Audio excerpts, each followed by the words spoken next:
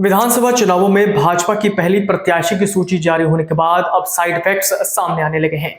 बवानीखेड़ा से राज्य मंत्री विशंबर वाल्मीकि की टिकट कटने पर आंसू टपके तो तोशाम से टिकट नहीं मिलने पर पूर्व विधायक शशिरंजन परमार भी रो पड़े। जिले के इन दोनों ही विधानसभा क्षेत्रों से भाजपा ने इस बार नए चेहरों को मौका दिया। भाजपा ने तोशाम से पूर्व मुख्यमंत्री की पोती श्रुति चौधरी चुनावी मैदान में उतारी है, तो बवानीखेड़ा से नया चेहरा कपूर सिंह वाल्मीकि को विधायक का टिकट दिया। ऐसे में अब बड़े नेताओं के साथ कार्यकर्ताओं की नाराजगी भी सामने आने लगी है। टिकट कटने के बाद दोनों ही नेताओं ने शुक्रवार को अपने अपने आवास पर कार्यकर्ता बैठक बुलाई है।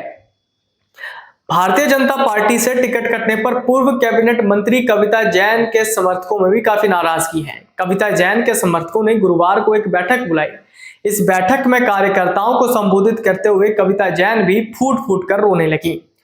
पूर्व कैबिनेट मंत्री कविता जैन ने रोते हुए कार्यकर्ताओं से बात की। वहीं उनके समर्थकों ने 8 सितंबर को फिर से एक बैठक बुलाई है। इस बैठक में बड़ा फैसला लेने की बात कही गई है। साथ ही उन्होंने भाजपा को चेतावनी भी दी है। बवानीखेड़ा से भाजपा को लगातार 2 बार जीत दिलाने वाले राज्य मंत्री विशंबर वाल्मीकि की टिकट कटने के बाद वीरवार को वो अपने पैतृक गांव खरक पहुंचे। अपने खरक स्थित आवास पर पहुंचने पर कार्यकर्ताओं के मायूस चेहरे देखकर वो अपने आंसू नहीं रोक पाए और रोने लगे। इस दौरान उन्होंने बवानीखेड़ा से भाजपा उम्मीदवार कपूर वाल्मीकि पर आरोप लगाते हुए कहा कि हत्या और भ्रष्टाचार के मामले में आरोपी रहे हैं। भाजपा हाईकमान को टिकट देने से पहले जानकारी लेनी चाहिए थी। विशंबर के निवास पर एकत्रित हुए सैकड़ों कार्यकर्ताओं ने अपने अपने विचार रखे। कार्यकर्ताओं ने कहा, बवानीखेड़ा से विशंबर वाल्मीकि ऐसा भाजपा कार्यकर्ता है जो तीसरी बार हजारों वोट से अपनी जीत दर्ज कराता। भाजपा हाईकमान ने विशंबर के साथ विश्वासघात कर दिया, जिसका खामियाजा पार्टी को विधानसभा चुनाव में जरूर भुगतना पड़ेगा। शुक्रवार को सुबह 11 बजे गांव खरक के दादी सती जाप के मंदिर में विशंबर के चुनाव लड़ने का फैसला धामणा खाप करेंगी। पूर्व मुख्यमंत्री बंसीलाल के गढ़ में 4 बार कांग्रेस से विधायक रही किरण चौधरी के मुकाबले में पिछली बार चुनाव लड़ने वाले पूर्व विधायक शशिरंजन परमार अपनी टिकट कटने पर रो पड़े। किरण के सामने चुनाव में तोशाम से पूर्व विधायक शशिरंजन परमार ने 56,000 वोट हासिल किए थे। पूर्व विधायक शशिरंजन परमार ने शुक्रवार को अपने आवास पर कार्यकर्ता बैठक बुलाई। इसमें वो श्रुति चौधरी के खिलाफ चुनाव लड़ने का ऐलान कर सकते हैं। शशिरंजन परमार ने लोकदल से अपनी राजनीति पारी की शुरुआत मुंडाल हलका से की थी और मुंडाल से विधायक बने थे। इसके बाद ये हलका तोड़ दिया। इसके बाद ये कांग्रेस में गए, लेकिन वहां से 2019 के विधानसभा चुनाव में वो भाजपा में शामिल हो गए।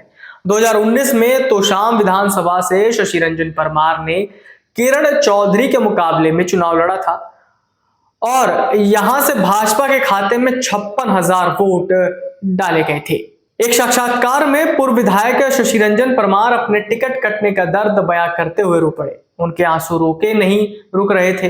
वो इस बार तोशाम से अपनी जीत पक्की मान रहे थे, क्योंकि हार के बावजूद लगातार 5 सालों तक तोशाम की जनता से सीधे जुड़े रहे। किरण चौधरी के भाजपा में आने और फिर राज्यसभा में जाने के बाद से ही शशिरंजन परमार को तोशाम से उनका पत्ता कटने का आभास हो गया था। उन्होंने मुख्यमंत्री नायब सिंह सैनी के सामने भी मन से ये बात कह दी थी कि नए आने के बाद पुरानों को मत भूल जाना। इसका अर्थ यही था कि उन्हें तोशाम से प्रत्याशी के तौर पर चुनाव लड़ाना मत भूलना। मगर राजनीति में सब कुछ जायज है। अब टिकट कटी है तो पूर्व विधायक भी विरोधी सुर मुखर कर रहे हैं।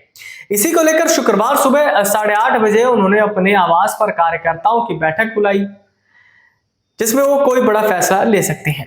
भाजपा में जब से 67 उम्मीदवारों की घोषणा हुई है, तभी से भाजपा में हलचल तेज है। कोई रो रहा है तो कईयों ने इस्तीफा भी दे दिया है, जिसमें पूर्व मंत्री रणजीत चौटाला भी शामिल है। वहीं सावित्री जिंदल ने भी निर्दलीय चुनाव लड़ने की घोषणा कर दी है।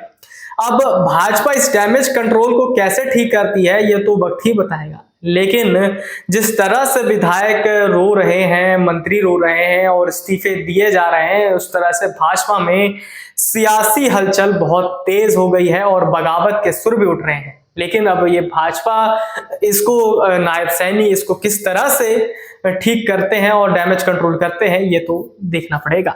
अगर आप ये वीडियो YouTube पर देख रहे हैं तो हमारे चैनल को सब्सक्राइब करें और बेल आइकन को दबाना ना भूलें। अगर आप Facebook पर ये वीडियो देख रहे हैं तो हमारे पेज को लाइक करें।